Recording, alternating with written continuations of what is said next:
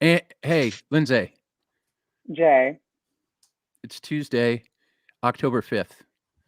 6 We did not p.m. lie. We did not lie. We told everyone here we would come back. It's not live today. yet. It's live, but it's not live. I'm looking in the feed right here. It's trying to. Oh, there's a bunch of Is it people live? jumping. It's live. We're live now. Is it We're live? live. We're live? We're live. We're Ryan, doing it. Steve, we're live. Hi, Oh. we're live. Hi. Hello. Hi. Yay. We're live. Hey, Gabriel, will you? Time. It's prime time. Will you roll the clip, Gabe?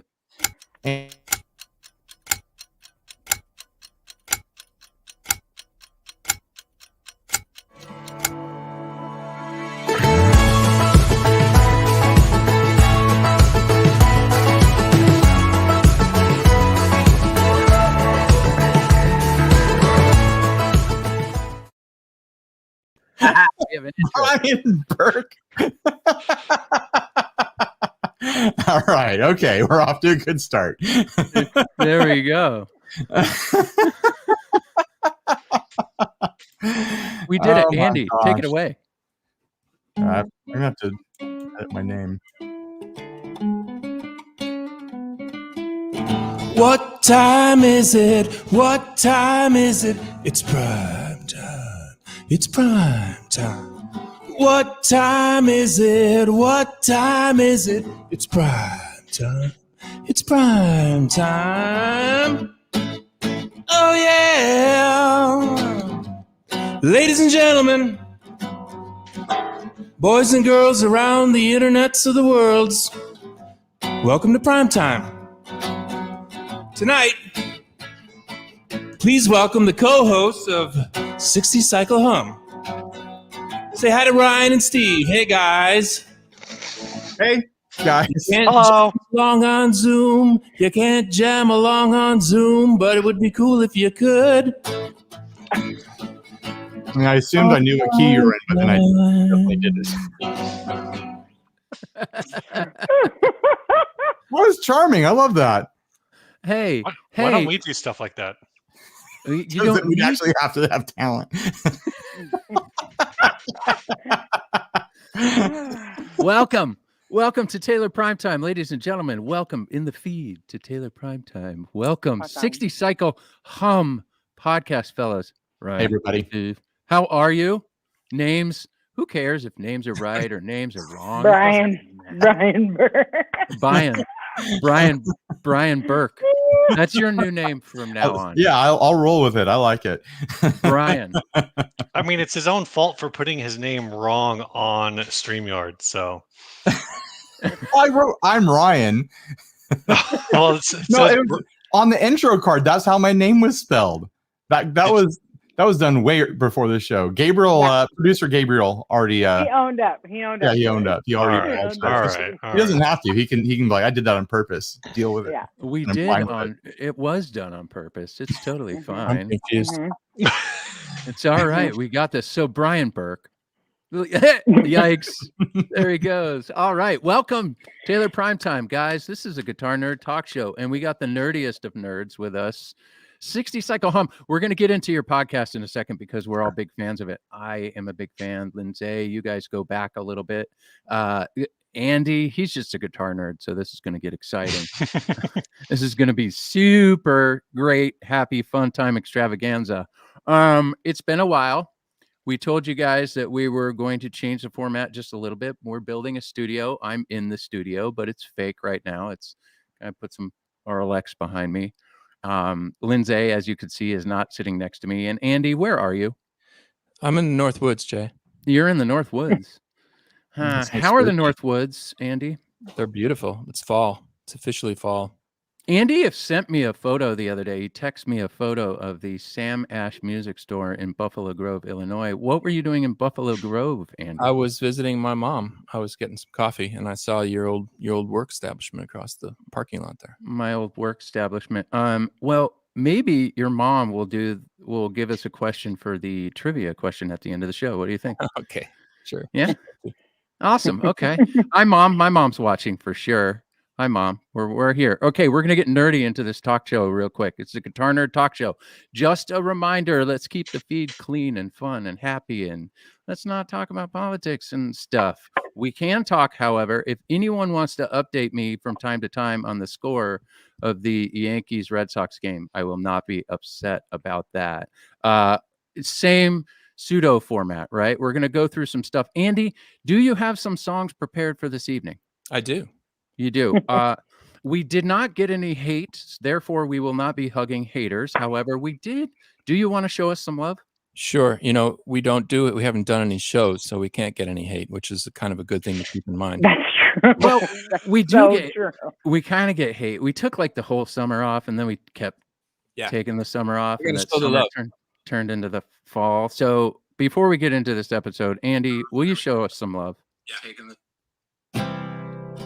So many people were freaking out yesterday 'cause they couldn't get on social media. No likes, no comments, hate or sharing. Turns out it's okay not knowing what someone's wearing. So show the love.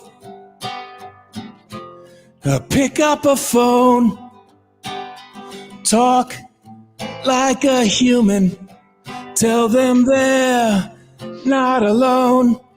Step out from behind that avatar. Show some love from wherever you are.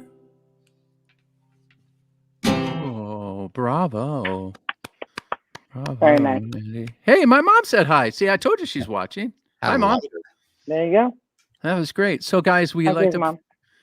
play some songs here. Andy entertains us with some songs, and we do some segments from time to time before Hold we on, get I got a quick question. Yeah. How do you get your mom to watch the show? Ryan's mom blocked me on social media.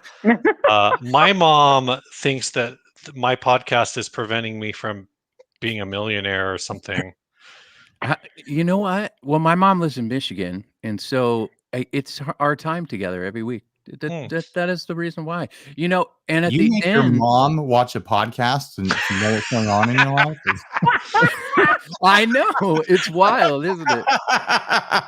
No, Mom, I'm not going to call you. Just watch my show. She's been on the show 2 times, 3 times. Yeah, she's been on the show. She was a star. She subbed in for somebody once, and she joined us, and it was fun. And she asked a trivia question, or she asked a question to our guest at the time, who was Bob Taylor. Yeah. My mom loves this. And you know what? She doesn't play guitar, but she's such a guitar nerd. It's pretty great. Anyway, okay. So the first thing we do is we're gonna jump. You guys read the run of show, so we're gonna play a game real quick. All right. Yeah. Gabriel, this game is called The Draft. Will you please roll the useless clip, please?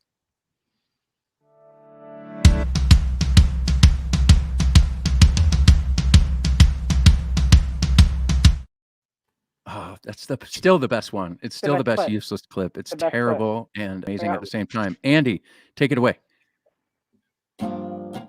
This little segment is called The Draft. Think nothing of it, might just laugh. We don't know what we're drafting, still yet we play. We are guitar nerds, let's play the draft. Andy, what guitar are you playing? I'm playing an Academy 12 nylon string, Jay. That's fantastic. Hey, Lindsay, we should probably get him some other guitars. Yeah. He's been playing the same You don't ones like forever. the fact this is my go-to, do you? Yeah. You might think that this is the only guitar I have, but all right, the draft. This is how it works. It's just like an MLB draft or an NBA draft, so on. Fantasy and so forth, high right? diving draft. It's fantasy high Right. diving draft. Exactly. Billiards draft. It's like that, exactly like that. We go around in a circle. We don't know what we're drafting tonight, so you got to think on your feet. All right, Gabriel, what's the draft for the evening? Draft 3 pieces of guitar gear you can't live without. I like that one. You can't say tuner, strings, picks, cables, etc. That's fair. That's I was fair. going to say the low E, the D, and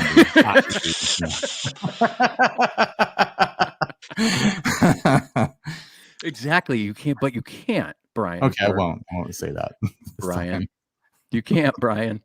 Okay, so we're gonna go around in a circle. I will be last. Brian, you are first. then Steve, and then we'll go Lindsay. Then we'll go Andy, and then we'll go to me. All right, take it away. What is your first piece of guitar gear that you cannot live without? I mean, it's easy for being an electric guitarist because you need 2 of them are just taken care of. You need to have a guitar and you need to have an amp. So then it just becomes what other thing am I going to have? Am I going to have a second guitar? I'm going to have a second amp. I'm going to have a pedal, so it's your draft. It's going to be picking a pedal for me. And it can't be a tuner because an amp could cover a lot of the effects that I would need depending on the amp. I'm just going to say a DOD 250. So probably like a Jazzmaster, a DOD 250. Just one, Ryan. Just one. We'll get there. Just one. DOD 250. You got it. I'm only saying one right now. We're doing one at a time. Yeah, just one. Okay. Now I understand the game. Well, now we can cheat and we can take the Jazzmaster from him. That's I'm just stealing things. I'm just kidding. We can't steal. No, Steve. I didn't realize this was going to be so competitive. It will be later. Right now, you haven't even seen. Okay, so we'll say Jazzmaster as my first. Okay, Jazzmaster. Yeah. Steve. Oh, then in that case, I'm definitely taking a DOD 250. No, I'm gonna go with thinking about this. I'm gonna go with there's a company called Caroline Guitar Company. I really like their pedals. I'm gonna go with the Megabyte, which is their tap tempo delay. I use a lot of delay, and that's the one that I want. That's the one I'm bringing with me. Excellent. Lindsay. Yeah, I'm gonna, because I play mostly electric, I'm gonna definitely need my twin. Your my twin 73 reissue. Twin reverb? Yep, twin reverb. I shouldn't have just cut it short. Let's say the whole thing for the people that don't know what a twin is. But you meant your fraternal twin. Yeah. Yes, I meant my actual twin. I don't have a twin. My twin reverb. Sitting right Always next need a to me. roadie. Right. I wish Lindsay had a twin. That would be awesome. That would be weird. Andy Lund, what is your piece of gear? Round 1. What is the first piece of gear you want to draft? Can I just say Stratocasters? All of them? All of them? Yeah. Okay. Fun. Or I'm gonna go. That's a good one. I'm gonna go Rosewood fingerboard Stratocasters. I know that's a little bit not. You took my guitar. And I gotta figure out. All right. Just compromise and go maple. Like he took half of them. I left a little room. You could go Calfaro, and he didn't cancel those out. No. Yeah. All right, guys. Yes, please draft your guitar stuff in the feed, please. That'd be fantastic. I want to see what you guys want. I think I'm going to go with, of course, we got to start with the guitar. The funny part is this is the Taylor Guitars, Taylor Primetime, right? Live, and all of us are choosing electric guitars. It says something here. I mean, a Taylor acoustic, 100%. We'll get to the Taylor acoustic. I think I'm going to go with a Dunnable Yeti. Oh, wow. Yeah. Yep, that's my guitar of choice right now. All right, that's Ryan. Wait, which one is that? I don't know that one. It's kind of offset. It's kind of offset. Not really. Kind of. I realized having to wait that I should probably skip the DOD 250 Okay. Because if I can just make the amp get a little bit dirty by turning it up, but you can't get fuzz out of an amp. So I'm going to go with some sort of fuzz. I'm going to say what the JHS has, that Legends of Fuzz Super Fuzz clone. I think it's the Supreme. I think I grabbed one of those. That's so great. Jazzmaster and a fuzz pedal. Jazzmaster fuzz pedal. Steve. Man, this is rough. This is rough. I don't know where to go here. I feel like just do 3 pedals, and you don't need guitar. I know, I know, right? This is like when you get to the point in I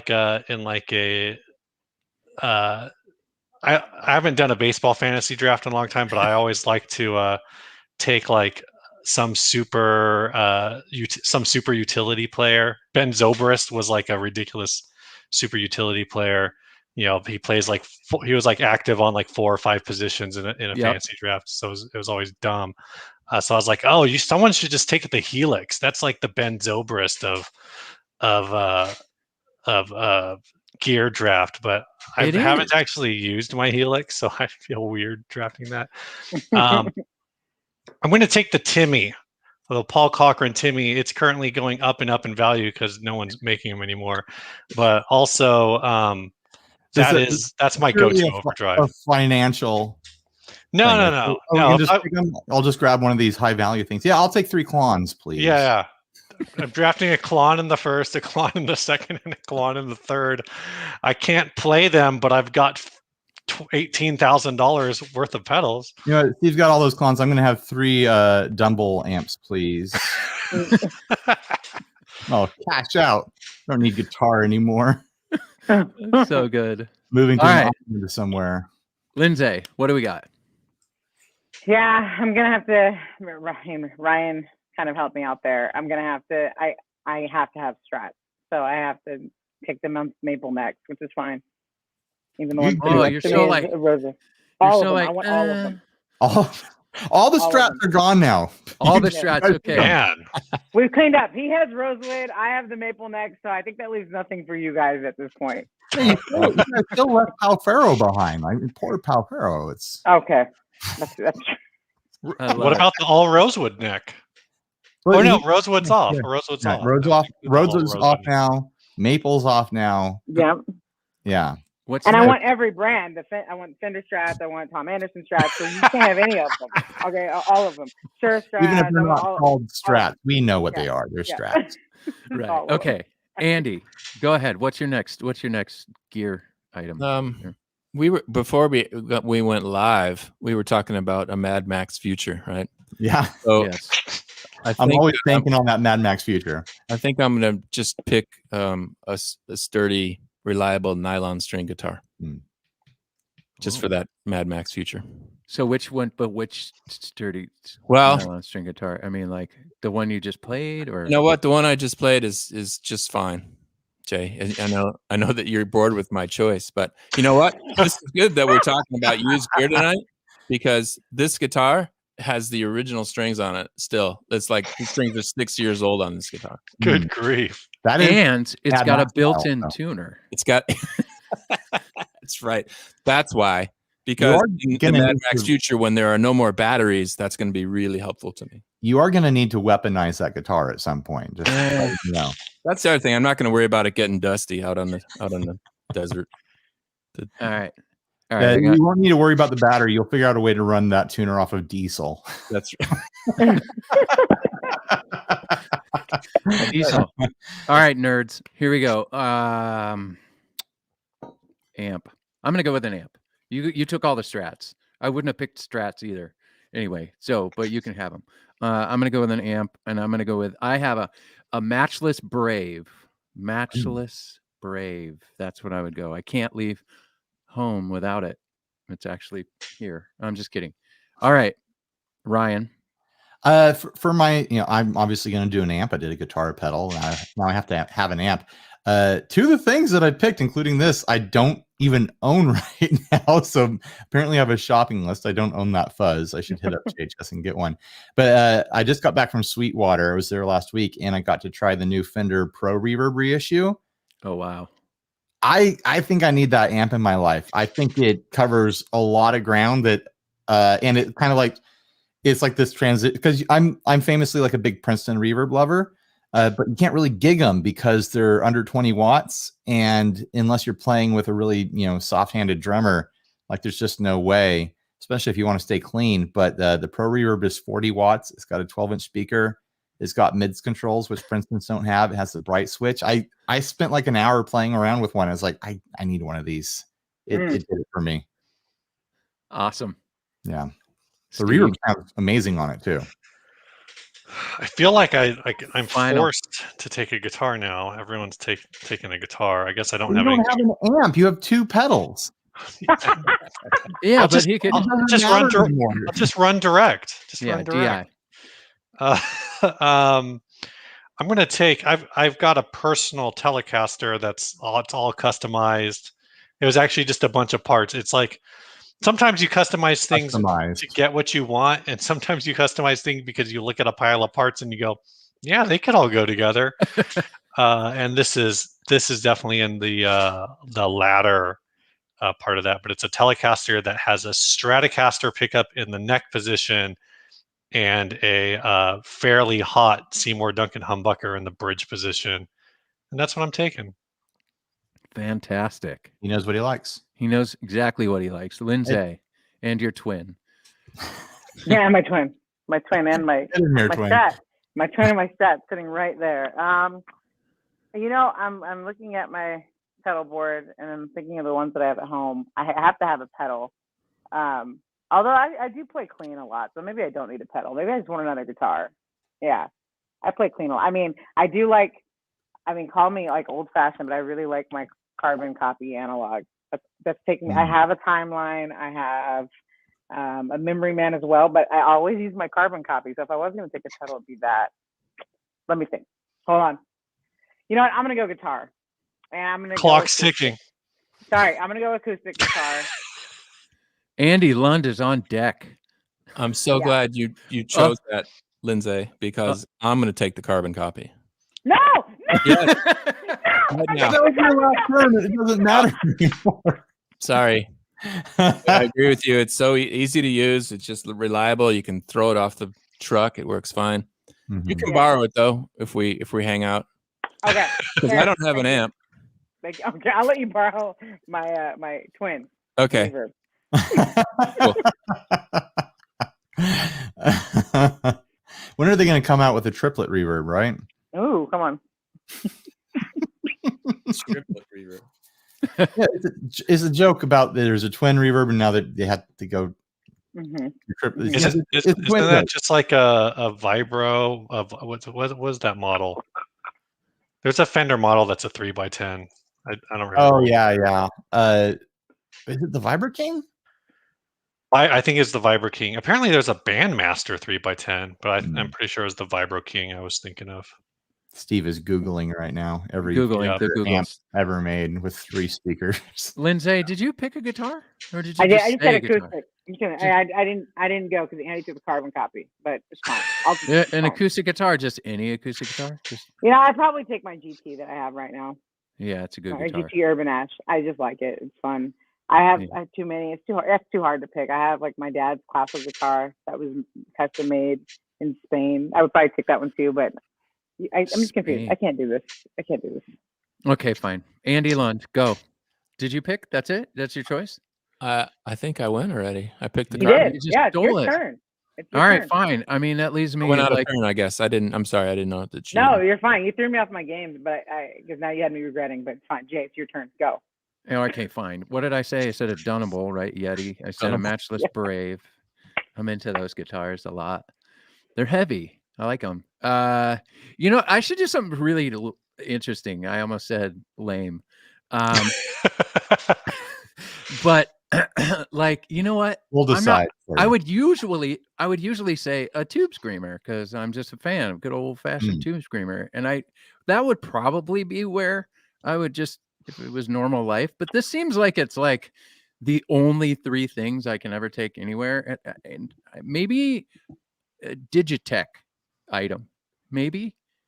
Yeah. A bad monkey. I see where you're going. Yeah, but not what you'd think. Like I could say whammy pedal because I could Right. do Mhm. stuff, but nah. A drop, a drop pedal. Yeah, that's it. You get 3 things. One of them is a drop tuning pedal. One is I a like drop it. tuning pedal so that I Yeah. can, yeah. That's it. Yeah. I did it. Good job, You everyone. don't even need a baritone. You don't need a bass. You can do high Do octave whatever sounds you with want. it. I can do Yeah. all.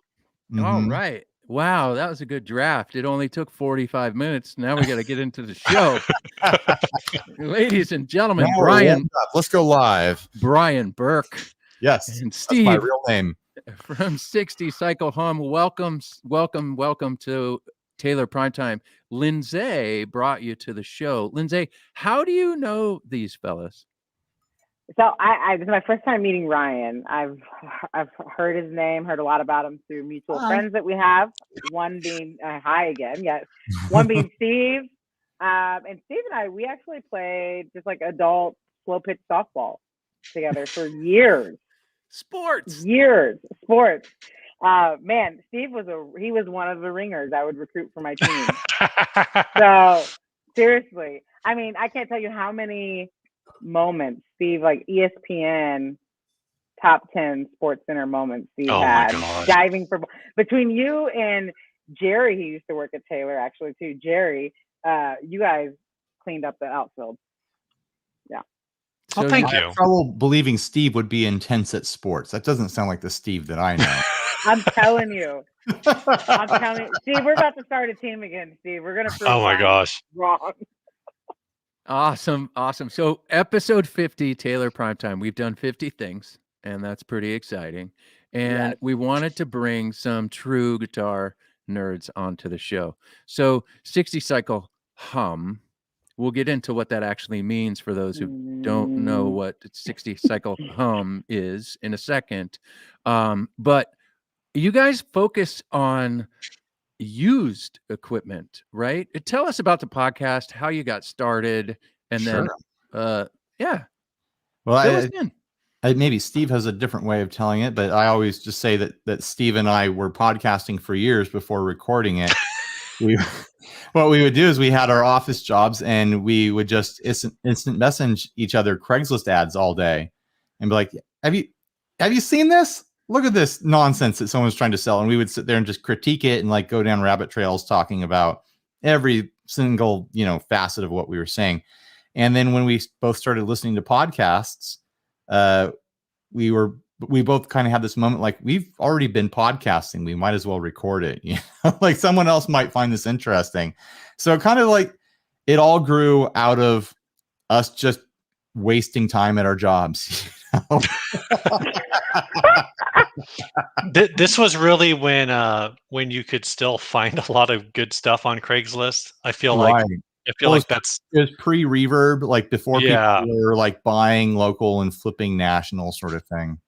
And that was literally it. And this was also back on. We did this over AOL Instant Messenger. Yeah. That's how long ago this was. It's so old-fashioned. Wow. I know. But yeah, it was just sending. You see something. Sometimes it was good deals. It was like, oh, dude, this price is ridiculous. It must be stolen. You should go get it. Yeah. But yeah, it was that, and then eventually it was like, let's just wait. Let's just not, unless it's like gotta talk about it. Let's just not talk about this for a week. Let's just pile these into, save all the links, take screen grabs, and then we put it all together in a folder and just got together in person and talked about the dumb stuff we saw on Craigslist that week. Now we don't even do that. Our listeners send us all the ads and we just sift through them. Like it's like people are doing our work avoidance. Research your homework. It means Steve and I's productivity has gone way up. Well, we were in I think we're still in a pandemic.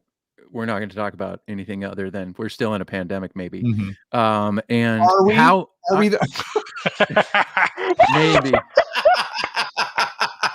Wait, did you guys did you guys do a lot of podcasting during 2020? Oh yeah, I mean, well, we did the same amount, but we switched to doing what you guys are doing. We switched to doing a streamed format because Steve and I, isolated at home for a while, and it ended up becoming impossible for us over time. But we did a lot of live streams, probably for like the first 8-10 months, something like that. Yeah, we did it for a while. Yeah. And then eventually I think around the time that like the first kind of lull in like new cases hit, we started doing it in person, which was well timed because Also, I needed to get out of the house. You kind of got a bead on like settling into everything that was happening at work, and we kind of knew each other's schedules. And neither of us were, any sort of big health risk to each other. And then we started doing it in person again. Right. So guitars, is it mainly just for the listeners, for the viewers? Is it mainly just guitar stuff that you guys review? Right. I mean, every now and then we'll talk about Star Trek or whatever, but there's always room to go off topic. But the full center of the show is talking about guitar gear. I mean, electrics only because acoustics are boring, right? And no, we'll talk about acoustics and stuff too. But yeah, it's mostly around those used ads, and then kind of like whatever happens to be in the news or whatever sort of topic our audience prompts us to talk about and stuff like that. Yeah. It's pretty much centered around guitar as an object of worship and disgust. And from your background, the setting that you're in, that's got to be a photo, right? Those aren't all your guitars. No, this is all virtual. I'm actually a simulation, and like Max. No, that's all real. Steve would normally be here with me, but he's recording from work now. I will say two things. That is not a photo, but I would also correct you, Jay, because no, those aren't all of his guitars. No, it's not all of them. Not even in the room. Like they keep going. Those guitars are all his, but those are not all his guitars. I don't have a current count, but I know that I'm well over 30 guitars right now. That's not bad. It's more than I'd like. I'm not a hoarder. Are you a guitar hoarder? Like how? I'm not. Before doing like all this stuff, like I think I had like 4 guitars or 5 guitars. Yeah. And like just the nature of, like because Steve and I do the podcast, and then it's grown into be doing a demo channel sort of alongside of it. And just the nature of that means that guitars are constantly coming in, and then I get attached to guitars. It's like, oh, this person that I know in the industry gave this to me. They didn't gave it to me. They hired me to cover it. But like, it feels weird to sell certain things or move certain things, and so they just keep piling up. And it's it's a silly thing to complain about, but it's more than I would like sometimes. I'll say that. I love it. So let's get back to that quote, my favorite Ryan quote, another boring acoustic instrument. What is that all about? I mean, this is the Taylor podcast. It's your guys' fault for inviting us on here. That is true. Fair. I started out on acoustic. I legitimately don't have anything against acoustics, which is what people who don't have anything against acoustics say all the time. But I think the nature of what I do as far as the demo videos and stuff like that, it doesn't really lend to acoustic instruments, because it's kind of like I'm showing off a lot of pedals. I'm showing off amps. I'm showing off what guitars do with those products. Like it's a whole ecosystem of products that pay my bills and make my living for me, and acoustics really just don't fit into that. I own acoustic instruments. I pulled out my baby Taylor. I've got it over here. I own a Taylor guitar so I could be on the show. I feel like I feel like a lot of that too is the I don't want to say the number of things that you can do with an acoustic guitar is limited, because there's a lot of things. Well, you can play them really, really well, and that's another limiting factor for me. But I guess I think of when I think of creative acoustic guitar, I think of like tap. The people doing the tapping, and they do the whole rhythmic build up thing. Your Katie Tunstall's and your is it Khaki King and the is it Tommy Emmanuel? I want to say. I got names coming into my head, but I'm not sure if I'm placing them in the right place. But then sports names, and I know, Daryl Strawberry, Mookie Wilson, right. Michael Jordan, Yeah. Wayne Gretzky, another one. I love that song by Wayne Gretzky. Yeah. But why did I know his name? I feel like with electric, you have, like Ryan was saying, you can plug in all these pedals, you do all these crazy things, and when you sit down and you think of like who are the innovative electric guitar players, you can go, your Van Halens, or you can go the other direction, and Sonic Youth, Radiohead, guys like that. And when I think of that with acoustic guitar, I kind of just get to Tenacious D, and then it kind of stops. and so it's and I think also like the tone arguments in the electric guitar community can be a lot more accessible, and that makes it more fun. There's a guitar shop close to where I work that I won't name because they were kind of, I don't know, they're interesting people over there.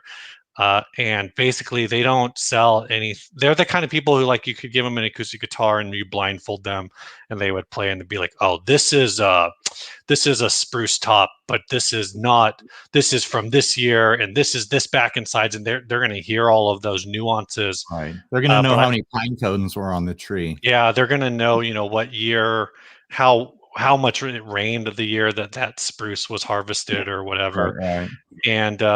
And literally, I went in there one time and they made the comment that, like, my friend was looking for a guitar, and he's like, yeah, my budget is about $3,000 that he wanted to spend on an acoustic guitar. Like, and they told him, like, they literally champagne and asked him to leave. Basically, they're like, oh, we don't really carry anything that low. Like, all of their acoustic guitars are all stuff that I think their cheapest acoustic guitar was like $2,800. Jeez. And like everything else, they had stuff going up like $5,000, $6,000, $7,000. And that's the kind of thing. That's the kind of thing where I'm like, and it's not to say there's anything about that's bad. I understand why acoustic guitars, they're expensive for a reason, and there's a lot of craftsmanship that goes into it. But it's weird to go into a store and get that, and I think that kind of, like, the fun for acoustic guitars, I think, tends to be, in my head, like a lot more personal and a lot more limited, whereas like electric instruments, you just kind of, also there's the whole, like, just do electric instruments are just more interesting to be stupid about, I think. there's a whole modding side of electric guitars that, like, you're not gonna do a neck swap on an acoustic guitar unless you're getting really, really crazy. Like the mods you can do on an acoustic, you can change the tuners, you can change the bridge saddle, and everything after that is repairs. Where, like, electric guitars, like, it's another thing. There's a whole ecosystem of products that you can have fun exploring. If you don't like the sound of your guitar, you can get pickups, you can change the bridge, you can change the knob, you can do aesthetics things, you can swap the whole neck, you can swap the whole body. You can swap, all this. It's crazy. All the stuff you can do with electric guitars. You can drill holes in them and put, circuits inside of them, and and I think that lends to a lot of what happens on our shows, is us finding, like, bonkers, guitars that have been modified in incredibly foolish ways. There's gonna be someone in the chat who took an acoustic guitar and were like, I have all of this empty real estate, and so they unboxed a bunch of pedals and just loaded every pedal into the inside of the body of an acoustic guitar, just to prove you wrong, Brian. Someone said here, so why are these anti-acoustic guys on the show? Hey, Taylor made electric guitars. Made Philip, we make ish. We got sometimes. Right now it's the T5 and the T3. Right. So we had a solid body. We had a solid body. Yeah. Yeah, I remember the solid bodies. They were cool. That was a good guitar. Yeah. Yeah. No, it was a weird guitar. It was. Yeah, it was definitely. It was a weird different. guitar. it's fun. It's interesting that you guys say that, because I mean, when it comes to people that are like gearheads and Yeah. who like to mod, like to do different things, customizations, and really kind of put their own imprint on an instrument or the ecosystem of guitar. Yeah, acoustic guitars are not for gearheads. I think, but I think you guys touched on it. Acoustic guitars, they're fun. They're fun to play. I think I think I saw a comment. They're who was it? Flopty do said I can't hide my flaw, or I can hide my flaws easier on electric. Yeah. And that's one thing I've yeah. noticed with playing.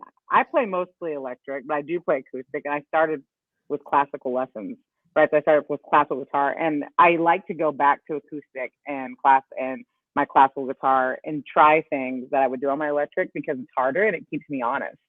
So, I mean, everyone that plays guitar should play acoustic as well. Sure. Like, if you play electric guitar, you should play acoustic as well. Like, absolutely. to explore that side of it, even just to keep you grounded and check back every now and then. Be like, oh, what happens when I actually make an acoustic sound with something? And I think I would make the argument that the vast majority of people should start on acoustic guitar. Like, that was frustrating for me when I started. I wanted to jump right into electric, but I had an acoustic, and I'm glad I started on acoustic guitar. I say as a joke that acoustics are boring, but I don't actually think that. It's just, something fun to say and to like get, a rise out of people. Oh, Adam Miller's in the comments. He says, I think too many players overlook the power of running their acoustic through their pedal board. Yeah, that can be fun too. That's true too. One of my favorite acoustic guitarists is the lead from Cake, and he runs a classical guitar through an overdriven amp. And that's how he gets that super thin, kind of like crunchy guitar tone. Is with, like, I couldn't believe it when I finally got to see them live forever ago, because I'd always tried to like capture that sound at home, and it's like, why can't I sound like Cake at home? I'm like, oh, because he's playing an acoustic guitar. There it is. Yeah. All right. Let's bring this back. Okay, so acoustics. I would agree. I think everybody needs to have an acoustic, play acoustics. Electric guitars are really fun. And someone in the feed, I lost you, but they said they just wrote Andy Powers, and I would take that in a few different ways. Andy Powers is a great guitar builder, that's for sure. But remember, he's an electric guy. He's a chicken picking telly player, man. I mean, he's a archtop builder. He's a every instrument guy. So it's going to be really interesting when Andy starts diving. I'm in the same building as he designs guitars in, and he's probably going to be in there designing something someday that might be electric. So I think that guy, he wrote Andy when Steve was, I think I saw it when Steve was talking about the store that he won't name, and the people being like, they could tell what year it was, what it was, how it was, how much moisture. It's like, what, is Andy in that store? Like, Andy's that's true. Like, oh, there's 5 pine cones on this tree that fell off on Monday. we get to hang out with the guy. It's crazy. So I have a weird connection to Andy Powers. Like, he doesn't know it, but I know it. He grew up like close friends with my cousins up in Oceanside, and so when I hang out with them, they're like, oh yeah, like our friend Andy works at Taylor Guitars, and they don't really have a perspective of like what a big deal he is. I'm like, really? Yeah, I know he works there. He's a really big deal. Like, everyone talks about Andy, and to them, he's just like, the guy that they know. Like, that's funny. We have we do another podcast, an audio podcast called From the Factory Podcast, and we're actually kicking it off again post-pandemic-ish. And our first guests are actually the band Switchfoot. So it's Tim and John from Switchfoot. They grew up with Andy as well. That is one of my questions. Tell us something about Andy Powers that everyone needs to know. Let's go. What is your favorite piece of gear to review or talk about? Man. I think my favorite thing always is just like any fuzz pedal that's on the edge of not even being musical anymore, just like a noise maker, because then I could just like relax and be like, this thing makes crazy noises. whatever I film, it doesn't matter what I play. Like I'm just going to make wild noises and people are going to be blown away because I'm blown away. And that's like where the fun is for me, you know. On the other side of it, the very worst thing to demo is an overdrive pedal. Like, what am I going to do? Yeah. Like, what I'm going to like you. And with an overdrive pedal, you have to play really good to like show them off. Like people say that you can hide behind like your pedal board when you play electric guitar. If you're demoing an overdrive pedal, it shows everything it shows every mistake. And if you suck at it, like everyone knows, it's like a fuzz pedal, you can just dig in and oscillate it and have fun and do Velcro sounds. But an overdrive pedal, man, that's always tough for me. Steve, like what's your favorite or the worst? I picked it first in the draft. I'm a big, like, I like modulation pedals. Ryan's, all about the surfy, getting that surf tone out of reverb pedals and whatever.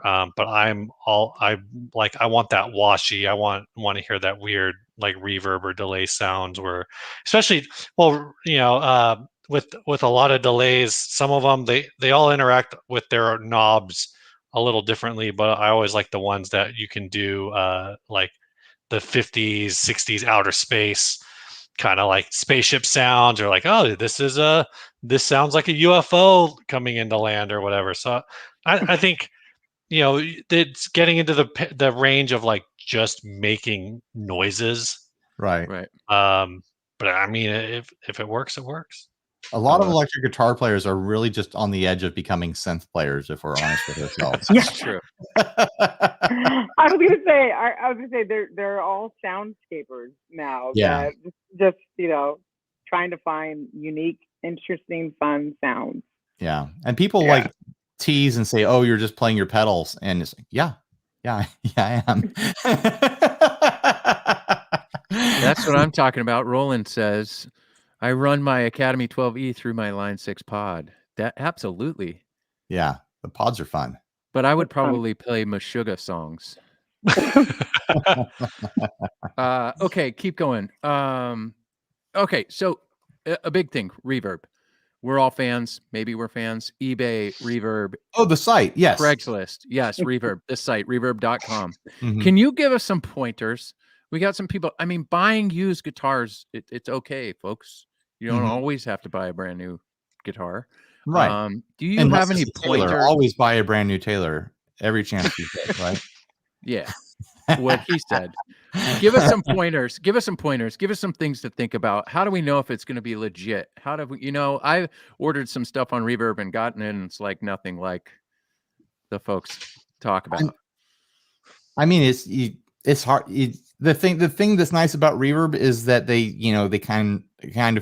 protect you. It's a service. Yeah. It protects the buyer and the seller when things are done correctly. So if you get something and you really don't like it, or it's broken, or it's not as described, like there's avenues you can go. I guess if you really don't like it, that might be on you. Like resell it. If you really don't like it, but it's fine, like resell it. That's the way it's supposed to work. But yeah, if something's broken or gets messed up in shipping or not as advertised, there's usually protections in place as long as like you open it as soon as you get it. There's been situations where people get their packaging like, oh, there it is. I'll check it out, later. And then weeks go by and they write the person like, hey, this is busted. And they're like, well, it's been like 50 days. Where have you been? Like, why are you telling me now? How do I know that you didn't break it in 50 days or whatever? So, I mean, that's just general life advice for buying things. Like buy from somewhere you can return it, Yeah. John, Gabe just pulled it up. John in the chat said talk to the seller, and that's a big thing too. Reverb has built-in messaging. Pretty much eBay I think has always been difficult to communicate through. Yeah, eBay is a weirdly old-fashioned website at this point. Yeah, like it's really hard to navigate. But Reverb is really good with communication. Craigslist, I really like that Craigslist masks your communication, so it's kind of like harder to track and whatever. And and just you can kind of get a vibe. I would say the other part of that is my advice for buying on Reverb and what to look for is kind of also my advice for selling on Reverb, which is like look for good pictures. Yeah. If somebody takes the time to take a good picture of an item and wears clothes in their, so the reflection on their pickup, is just a dude in a t-shirt or whatever, I think it shows something about the seller that like they're interested in selling something, but they're interested in presenting it in a way that it looks good. People who, I think in general, people who don't take care of their gear, they also are just like, oh, this thing's worth money, and they're taking pictures with a potato or whatever, and just throwing it up there, and their description says pedal, makes a sound, $50 or whatever, and some of that is, it's just you get a vibe for that stuff, and sometimes you can get a good deal that way. I know way back in the day on eBay, you look for someone who, they're not selling a Stratocaster, they're selling a Statocaster because they left off the R. And so you could get a really good deal on something that way.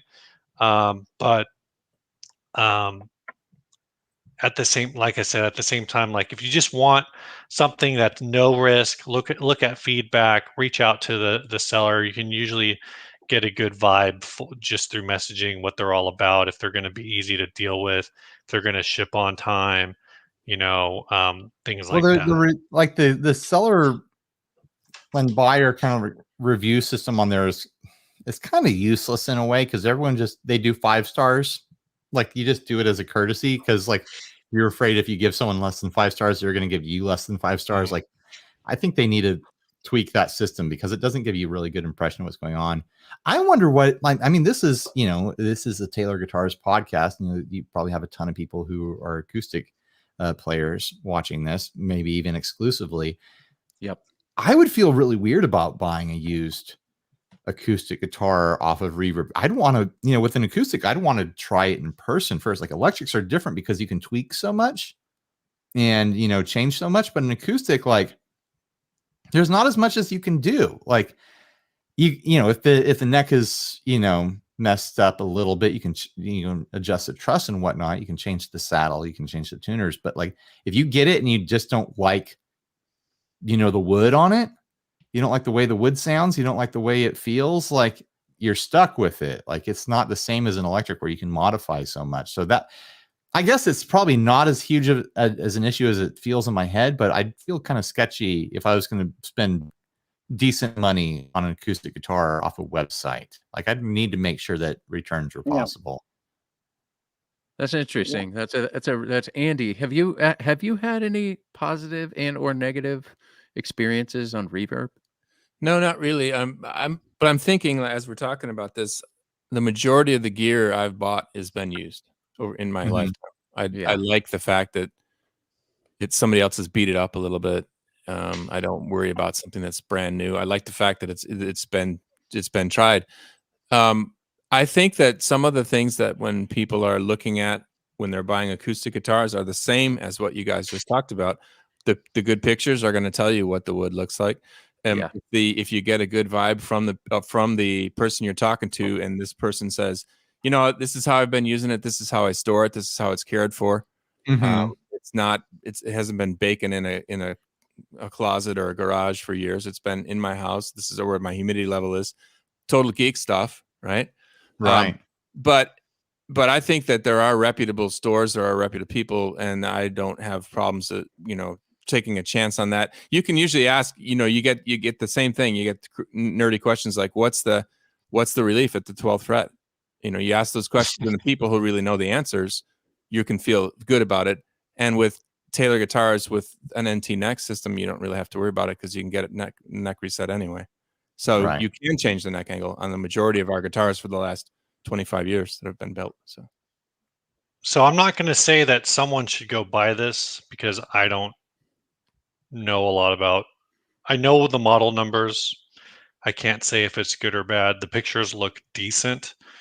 There is a 2000 Taylor 814 CE on Reverb right now for $1,500. Mm-hmm. So maybe some people in the chat want to go check that out. Maybe they don't. I don't know. It sounds like a good deal. It does sound like a good deal.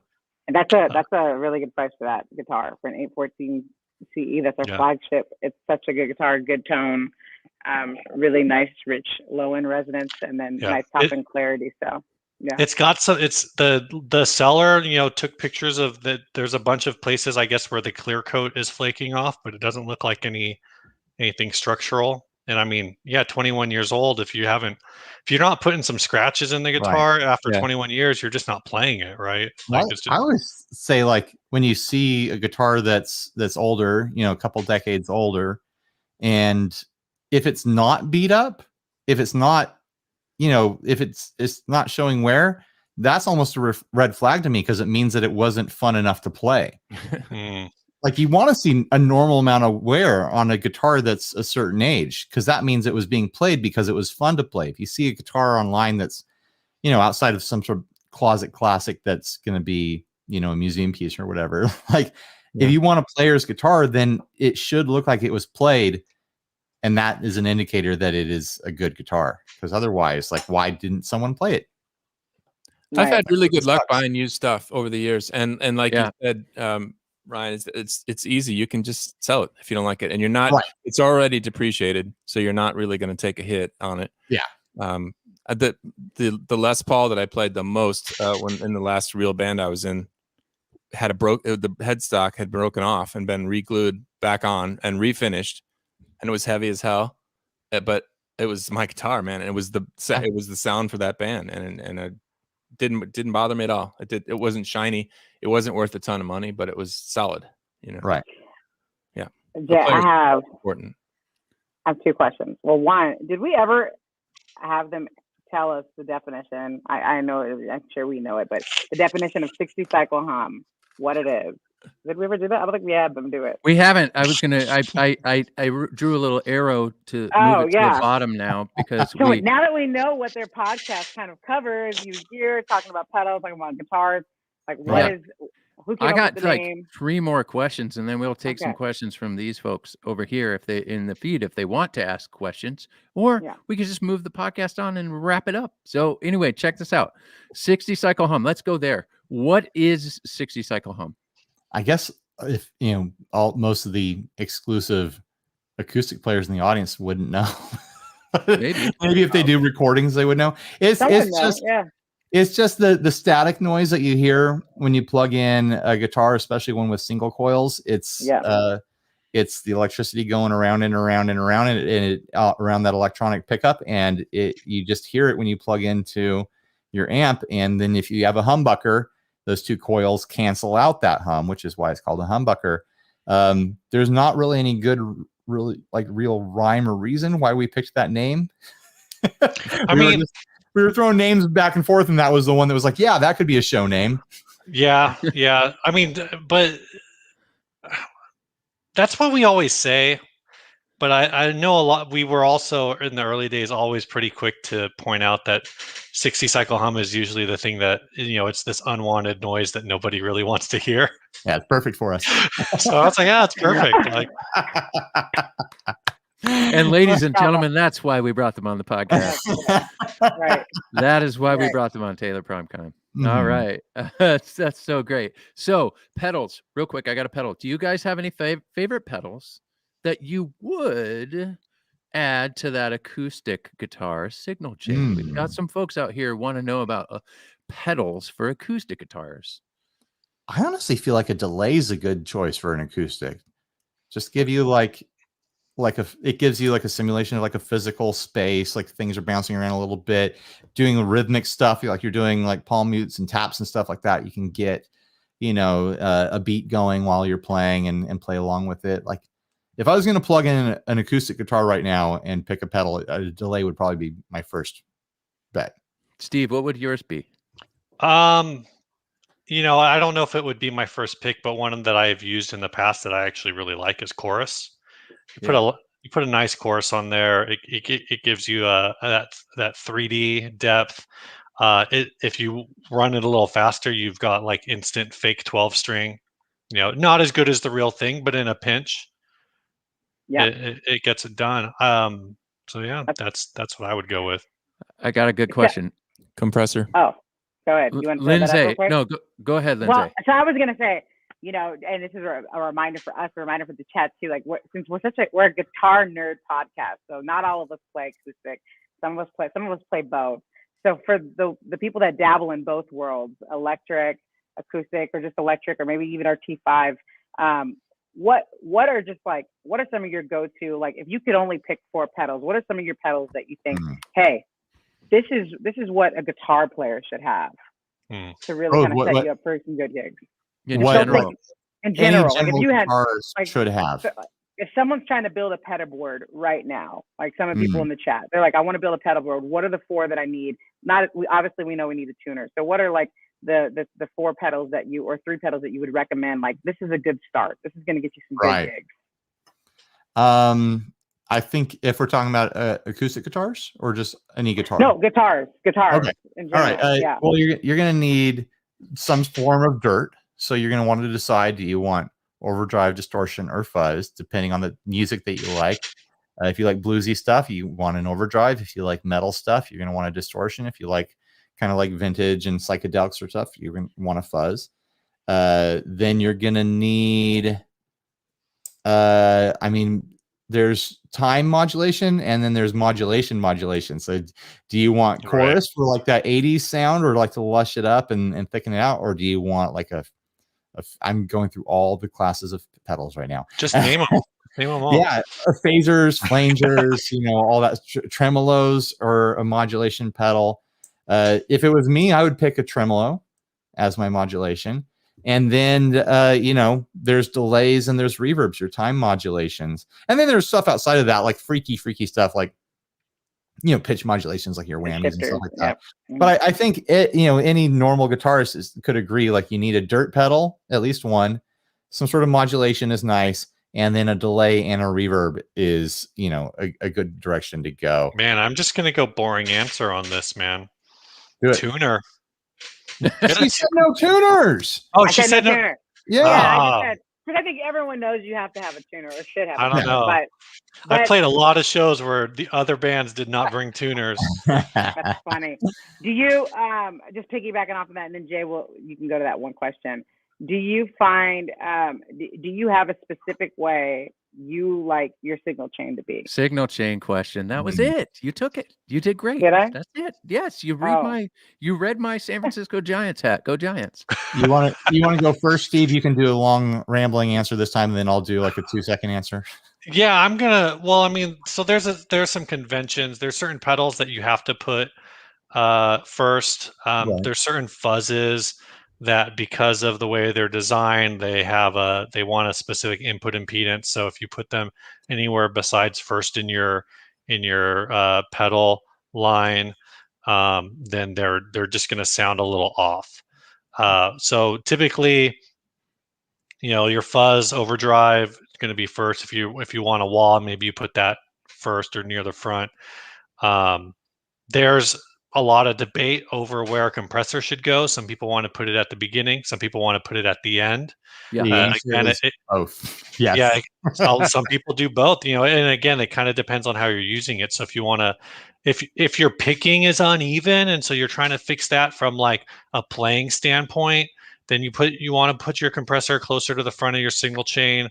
If you're just like, okay, I don't want to have to sit here and dial in every drive to the exact same or like very specific range of perfect gain, so I'm just going to put a compressor at the end and it's going to fix all that. Or if you've got some of these weird psychedelic envelope filter pedals and you just want to kind of squash that signal on the way out, you put that compressor at the end.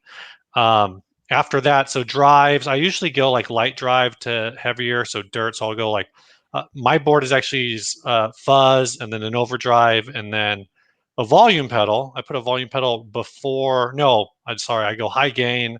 So I've got a rat style pedal, either a bigger woodcutter or Caroline wave cannon that I put there that's high gain distortion. And then I put my volume pedal after that, because I like to slam my delays and reverbs and everything else chorus with a full high gain signal, and just use the volume to kind of to ramp that in. So that's how I do swells. A lot of guys don't. A lot of guys put their volume pedal first, and so they're varying the input that goes into their drive section. But I want a big drive section, and then I want to swell full dirt into the delays and everything.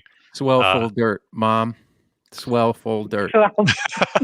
And then now you know when I'm talking and I'm like I'm about to swell full dirt, Mom. That's what I'm talking about.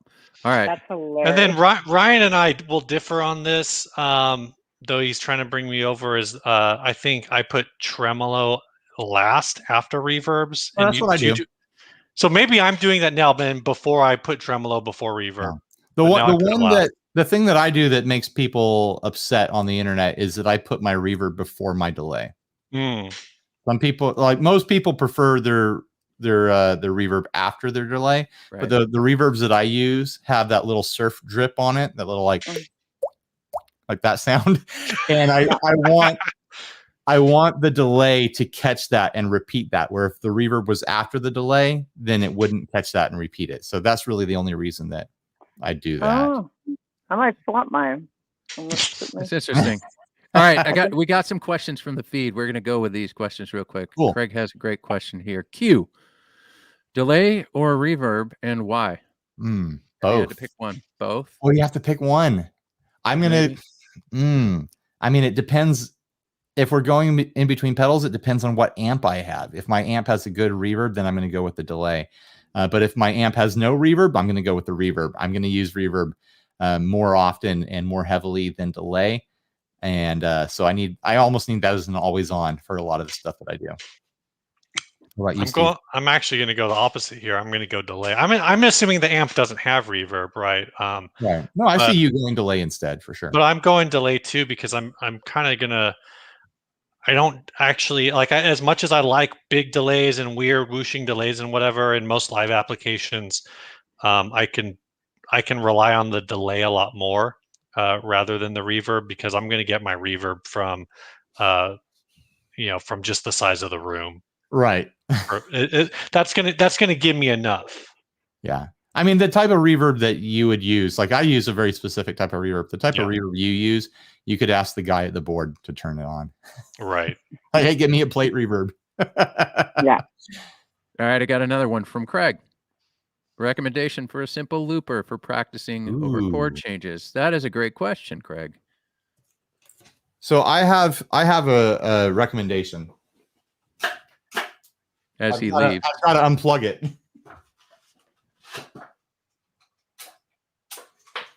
So this isn't simple, but there's a simple version of it that isn't around for me to grab quickly. This is the Donner Circle Looper. I think Flamma does a rebrand of these, so you can get them under different brands off of Amazon and stuff like that. I really like this one. It does drum loops as well, which is the left side of the pedal, but it has memory slots on it. When my band was more active, I wrote pretty much all my songs on a looper, not this one, but one kind of like this that had memory slots. And it's just so convenient as a sketch pad. These aren't expensive. I think they're under $100. Sometimes they get down to like $70, stuff like that. I've been using it hard, like daily, for probably over a year now, and it hasn't let me down once yet. With these, cheaper import sorts of brands, like the quality control can drift. But I really stand behind this thing as far as my experience has been with it. But being able to bring in drum beats and stuff like that every now and then is a lot of fun too. And I think the memory slots is really a big selling point as well. But if you just want the simplest looper out there, just one button and one knob for volume, like there's a ton of options out there, and they all kind of do that thing fairly well. So it really comes down to price and looks, I guess. Interesting. There's the question. Thanks, Gabe. Do cables matter? Her home playing inside my den. Recommend me a boutique cable. This is, Steve and I have had adventures with cable manufacturers over the years, and doing the demo side of things. Anytime I've been approached by a cable company that's like, "Hey, will you do a demo of our cables?" I say no. Like, like audio quality, like that all disappears once you're on the internet. Like even like the highest quality YouTube video, the compression that YouTube does, like you're never going to hear the difference between cables. Where you hear the difference with cables is when you start doing really long runs of cable, like you're running a 20-foot cable to your pedal board, which has, you know, dozens of patch cables, which has a 20-foot cable running to your amp. You're going to lose some high end doing that. But if you're just running in your living room at home, like the specs of the cable, I really don't think matter all that much. What I think does matter, the thing to actually think about, is the material of the cable. Do you want something that's sticky and it's going to get caught on, your chair legs and stuff like that, or you want it to stay in place some like across the table, so then you do want the sticky kind of rubber on the cable, or do you want something that slides and moves around, and then you get something like a wrapped cable, like I have on my mic cable here is wrapped in this material and it just slides everywhere. Like, and Boss makes a cable that's like fabric wrapped. There's other fabric wrapped cables out there. I think that's honestly the biggest thing to think about if you're just doing home playing. Like, what is the convenience factor? What is the tactile factor for this object you're going to be using? Maybe you want something decorative. There's nothing wrong with that. If you're like laying out in your living room all your stuff, but you don't want people to be upset when they come in and you've made a mess with your guitar stuff, it's fine to get a pretty cable with a pretty wrap on it that'll look cool in the room or something. I wouldn't worry about it too much. That's awesome. I think I would just stay away from like real cheap cables, and you can usually tell because they're real thin. If it's like a molded plastic end, so it's something where if something did go wrong with it, no one would be able to repair it. You just throw it away. They're the kind of cables that just kind of come in like a lot of import guitar boxes. You get free cable. We'll just throw it. It's the old Radio Shack style patch cable. They make great radio antennas. Yeah, they tend to be noisy, and they're just not. They're very low quality. Fail rate is high, but to that, it's actually interesting. I have a friend. You're talking about doing long cable runs and losing that high end, and really popular for a long time. I feel like it's kind of died off a little, but it was really popular for a long time as coil cables. Yeah. And it's interesting because they have these coily cables that are they're classic, like 60s, 70s. Exactly one of those. Yep. And that cable has a usable length of like the one Ryan's holding has a usable length of like 10 feet or something. Oh, but if it's you like stretch it out, it's like 40 feet of cable. right? Like And, it's longer than you need it to be, but they look really cool. Like people who are like Mosrite collectors and people who are trying to recreate the look of famous performers on stage love them. But it's interesting is I have a friend who has like basically he's used some of the high end like cables. Some of the ones been mentioned in the chat, like Rattlesnake. We have some friends over at Sinusoid Cables. There's a lot of these brands that do like very low capacitance cables, and my friends actually found that those all sound bad to him because he's so used to the high end roll off from a coil cable that like reintroducing that, even though you could re-EQ to kind of get rid of it, it's a little different doing it at the source versus just doing it, from an analog, I guess, passive method. He just can't. It just doesn't sound right to him. So it's interesting. What about Mogami or Digiflex? I'm not familiar with Digiflex. Mogami cable, they're actually, so a lot of brands that do these high-end cables, what they're actually doing is they're buying Mogami Gold or like a Mogami standard line in bulk, and then they're just attaching their own cables. But Mogami also sells cables, so they're a really good brand to go with, and they're what a lot of people use when they start building their own cables. Is they'll just buy 20. Whatever a spool of Mogami is, it's more than 20 feet, but they'll buy a bunch of Mogami cable. 20-foot spool, and they'll make one 20-foot cable with it. And then they'll buy their own like Neutrik or Switchcraft jacks or whatever, and go to town, build your own. That's what's fun about like the Sinusoid site is it's really like a builder site where you go on and you can window shop the specs of every different type of cable brand there is and the specs of every type of plug that there is and kind of build your own. And then they'll put it together for you. So, I mean, we're friends with those guys. We can't help but promote them a little bit. Gabriel, 2 more questions, and then we're going to roll out into Lindsay's question in 2 minutes of sports. When playing acoustic guitar, what pedal gives me a lower gain when I'm strumming and a higher gain when I'm finger picking? Great question, Philip. I think this is just this. You could do this with a compressor, and you're basically just going to hit that middle. Yeah. Yep, just a compression pedal. For sure would probably help that. What's a good compression pedal that you guys could recommend for Philip? For electric guitar, I'm a big fan of the Keeley Compressor Plus because it's affordable and has a blend on there. For acoustic, I feel like you'd want to go like more in like a studio compressor sort of sound. It's a lot more expensive, but I had a lot of good experience with the Strymon Compadre. Yeah. It did more of like a studio compression sort of sound, which I think would be more friendly to an acoustic instrument. But if you're dealing with gain, that's tricky. Like that's going to take some experimentation. But that back and forth of like, you want it to be higher gain when you're picking single notes versus strumming, like I think that's a tall order. I think you need to be thinking more in terms of a pedal that can switch gain settings while you're playing with a foot switch, or having 2 different pedals for your different parts. Or, you know, there are setups you can do where you have a volume or expression pedal to blend in between what you're doing.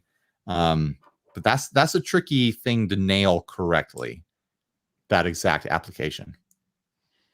Thank you. Gabriel, are you frequently adjusting settings on pedals, or do you want to find settings that you like and leave it? What do you guys think? I tend to dial on the fly because every place I play sounds a little bit different. Every time I play, I'm in a different mood. So I really enjoy having kind of simple pedals that I can adjust on the fly and be like, you know what, I want it to be a little brighter this time. Oh, I want it to be a little heavier or a little bit lighter. That's part of the fun for me.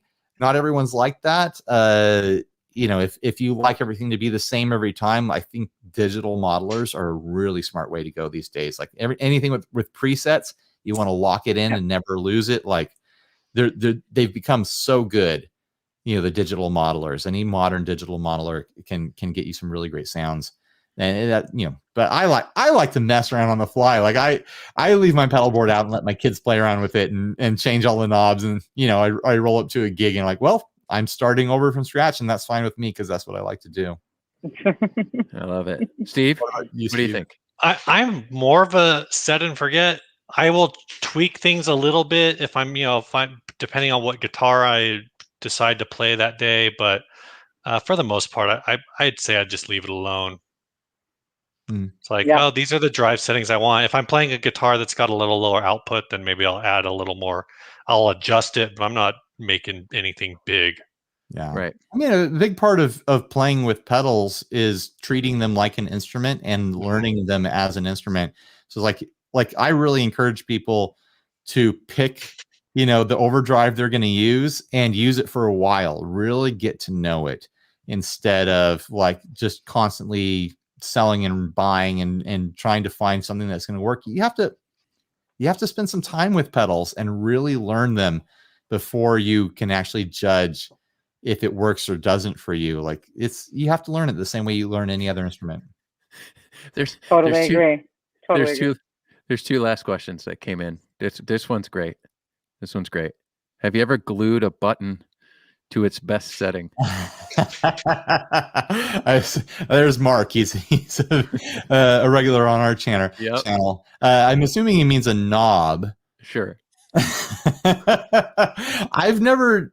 Well, I got one of those lock knob things because I had a pedal where the volume knob was really, really loose and it'd always get bumped. And the lock knob things are really convenient for that. So other people will do they'll do the rubber washers and they'll hold knobs in place. But I've never glued. Yep. I've joked about doing things like that. Like a lot of times fuzz pedals. Like, why is there even a gain knob? Just turn it all the way up. Turn it up and break it off. Oh my gosh. And What's the best deal you've ever seen on Reverb or another online site? Well, it's tough now because things get snatched up so quick when they're a good deal. Like it used to be back in the day, if you really sat there and babysat Reverb, you could snatch up some good deals. But they took away like the live feed thing that's on the front of the site a couple of years ago. So that kind of killed that. Like when you could just sit there and watch the new things scroll in, that was addicting. I don't know why they ever got rid of that, because I'd sit there and watch it like it was a TV show. You know? It's probably too many listings now. Right. Yeah, it'd be going too fast is the problem. Love it. What love it. I think I don't know if it was one you actually saw in person, Steve, but you know, it's not Reverb, it's Craigslist.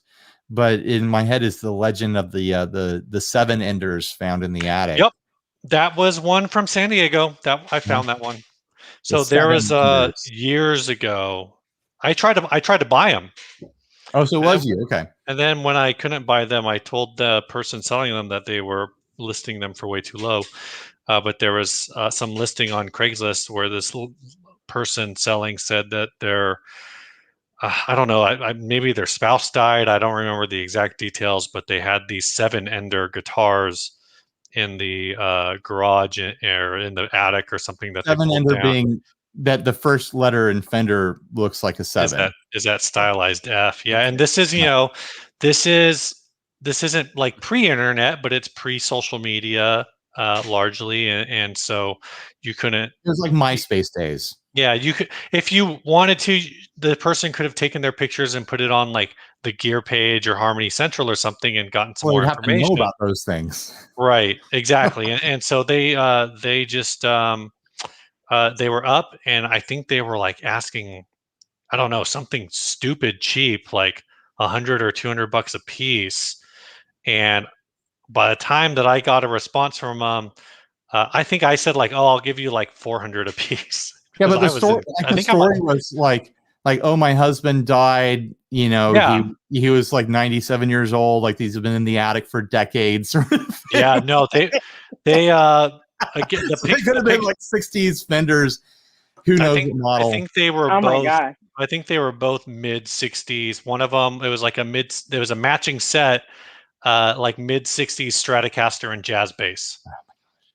And so I would have felt bad buying them at that price, but hopefully they sold them for at least more than $100 a piece. You would have felt bad, but you still would have done it. I was ready to offer like $400 a piece. If you showed up before anyone else, you would have been like, yeah, I'm still buying these. I'll feel bad later. Yeah. All right. We're going to wrap up the show real quick. We have a couple more segments. Thank you guys so much for joining with us, talking about your love for acoustic instruments. That's hilarious. And talking about pedals. Pedals are really interesting. Hey, Tex, we hear you loud and clear. We could do this. We could figure out a way to do some of these demos. It's really hard for people in this format to hear all these different things that we're talking about. So maybe we'll figure out a way to do so, and we'll do it later. Maybe we'll have the guys back on and we'll actually demo some of this stuff. But in the meantime, Andy, Jay, do you have a song? A question to Steve. When you said something about where you put fuzz pedals, is it older pedals that you want in the front of the chain, or the newer ones have more? Can you put the newer ones later in the chain, or then a lot of the newer ones you can move wherever? It's something about there's something in the old. Yeah, it's something in the old design that just it wants whatever the output is from an electric guitar, like that impedance range. And so once you put it through a buffer, or so actually you could move it down the chain as long as all of your pedals in front of it are true bypass and they're not on. But once they're on and that signal gets affected, the fuzz just starts behaving weird. And it's something you want to put in front of a fuzz anyways. Right. Like, it destroys the whole signal. But it is something with older fuzzes, and I don't know if it's a specific fuzz design, but it, with so many of the quote modern fuzzes that are out there that are just really, tone bender copies or whatever, they're not modifying the circuit at all to take any different kind of input. So it might be a new pedal, but it's still an old circuit. Get it? Okay, cool. All right. Well, this next segment of the show, by the way, we probably should have had a glossary for this episode. We'll get there. We're going to put that in the description. If anyone has questions, they can jump over to any of our videos or our social media. We have Facebook, TikTok, Instagram, all that, and ask us questions directly, and we'll get to them eventually. What are your handles? Before we get into this segment, what are your handles? All 60 Cycle Hum. Search for it anywhere, and you'll find it. All right, 60 Cycle Hum. Thanks, guys. Andy, my favorite part of the show, Lindsay's question. Do you have a song? I got a new one. A new one? Go for it. Oh, wow.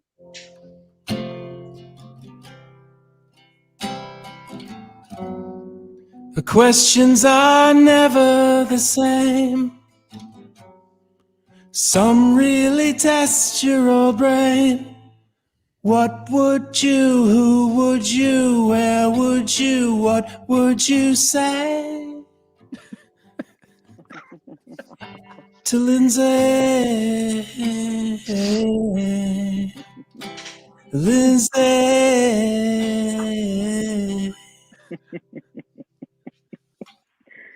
That's What so fantastic. We miss you, Andy. How are the That's North so Woods? fantastic. Right. All right, go for it. Let's This do is it. Lindsay's question, where she asks the question and tries to stump the guest. Just a random question. Okay, let's see.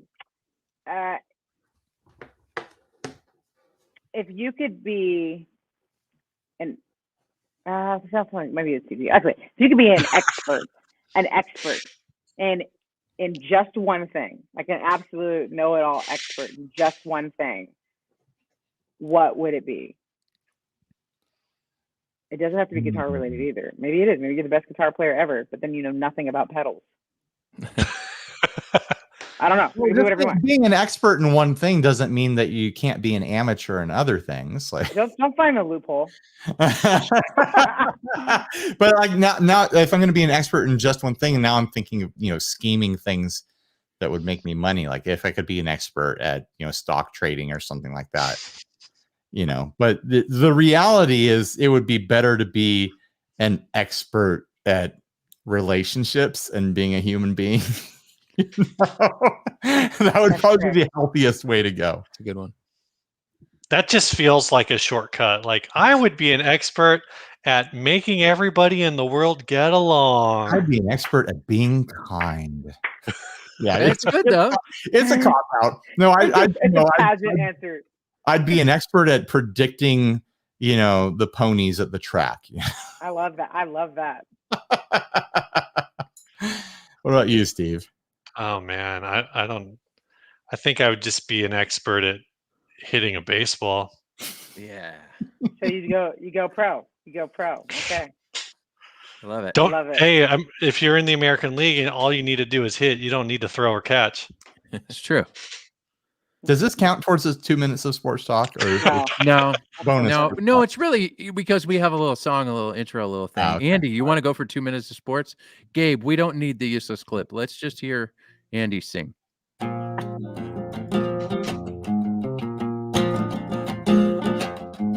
2 minutes of sports. I don't know what it's about. The 60 cycle dudes, what's their sport, man? Could be crosstown feuds or a monster jam. It's playoff time, might be stealing bases, could be NFL or drag races on 2 minutes of sports. Yes. So good. Pointless songs. It's a pointless song. 2 minutes of sports is where I turn this into a podcast. 2 minute sports podcast. All right. We'll just go to Steve because you've already handed this one off. I'll be back in 2 minutes. Steve, it is October. Tonight is night one of the postseason. As we've been seeing the score and the updates, I believe it's 4-1 and 6th. Who do you have coming out of the AL? Who do you have coming out of the NL? Who is going to the World Series? Who is winning? I don't even know who's in. I got to look this up real quick. And the reason I don't know who's in is because after, the post-July Padres were so hard to watch that. Yeah. on brand, though. Yeah, I know. I'm also, Jay, of course, knows because the Giants locked it this past week against the Padres.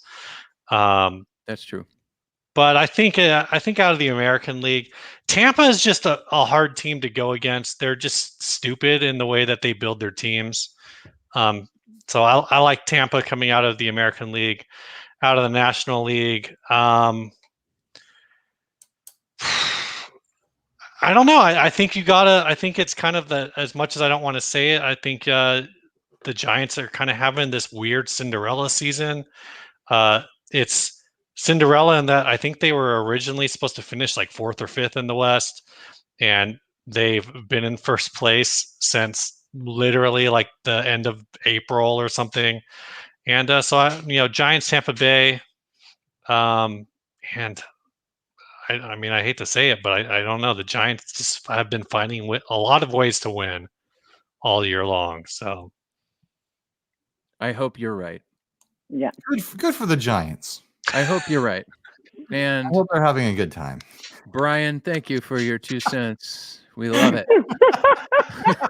We love it. All right, ladies and gentlemen, you know what time it is. It's trivia. We do have a trivia question for you tonight, and the prize is a little care pack. We have this dark tone limited edition pick tin. If you can see inside of it, it's got a little leather pouch. Yeah, it's got the leather in there. Yeah. Little picks. Got some picks in there. I got a tuner for you. A nice little clip-on tuner. I got a strap.